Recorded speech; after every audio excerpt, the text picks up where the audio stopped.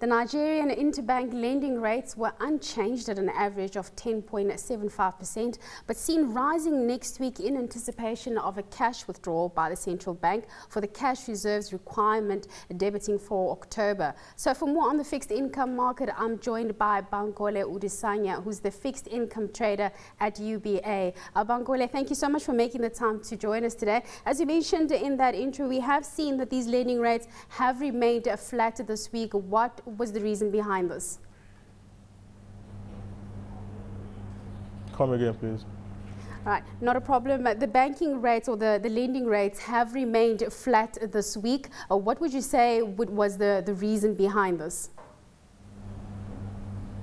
Yeah, we've had liquidity in the system, as in just before the Muslim holidays, we received early payments of federal allocations, and then due to the privatization of the power sector, we're seeing payments, variant payment to power sector workers and all other forms of obligations.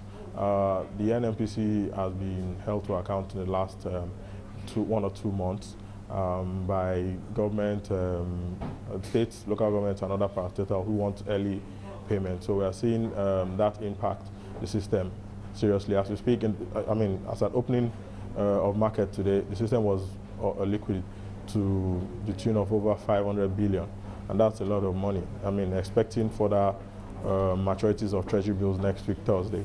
So basically, there's been a lot of liquidity, and market has been at 10.5 in the last 7 days, basically.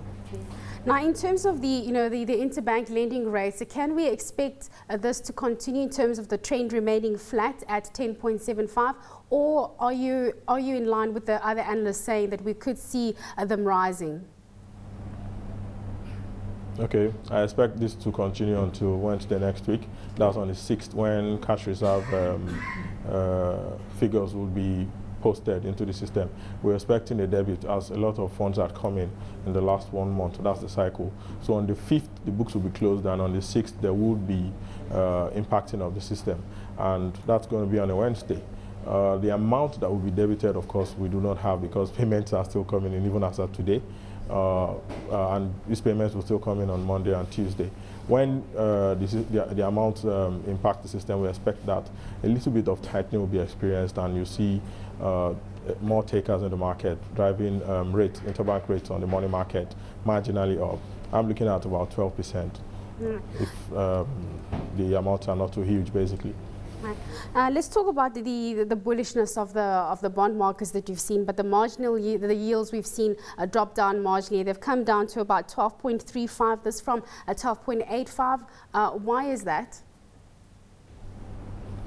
Yeah, the initial thoughts were that foreign investors were buying and all that, but that had always been constant. We've had demand from foreign portfolio investors. What has happened in the last 1 week was actually that there was a bond maturity, and since these funds came in, we have pension fund administrators or holders who are statutorily required to replace upon maturity. You understand? So whilst they were buying, of course, they had to buy through dealers, banks, and other houses.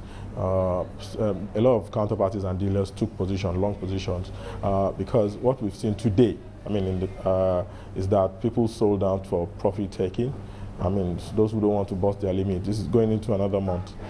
People sold and took profit on excesses that they may have bought. But the original demand came from replacement of matured bonds, basically. When it comes to the T-bills, are you seeing, you mentioned that there is quite a lot of liquidity in the markets at the moment. Are you seeing a lot of appetite for the paper? And in terms of the yields, are you seeing them continue to be range bound, in other words, between 11 and 12%?